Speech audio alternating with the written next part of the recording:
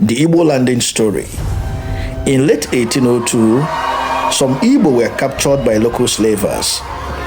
Through a broker at Calabar port, they were delivered into a waiting slave ship called the Wanderer. This ship took them across the Atlantic Ocean to Skidaway Island.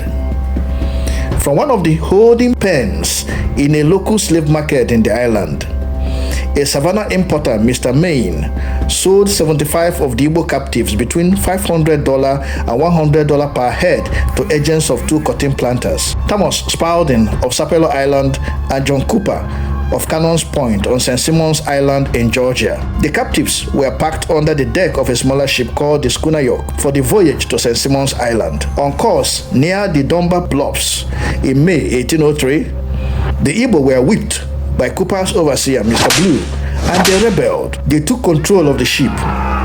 Mr. Blue, two sailors, one was the captain, Mr. Patson, and the captain's slave jumped overboard and drowned in their attempts to reach shore. The ship became grounded in Dunbar Creek. The Igbo decided that they would rather go into the marshy waters and drown than become slaves.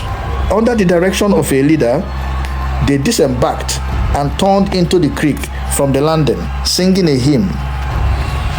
Orimiri Omambala bu anyị bịa, Orimiri Omambala ka anyị ga-ejina.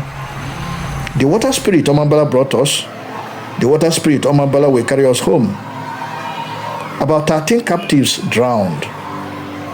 Roswell King, a white overseer in the nearby Pierce Butler plantation, and some other men captured some of the drowning Igbo, dead or alive. Some bodies remained missing. The bounty hunters were later paid $10 for each of the Igbo they captured for Spalding and Cooper. Igbo survivors were taken to Sapelo Island and Cannon's Point on St. Simon's Island, where they passed on the story to their children, making it into a legend. It is the first Black Freedom March in the history of the United States. The spot where this tragedy happened is called Igbo Landing today. It is said that one can still hear the faint rattling of chains along Dunbar Creek at night.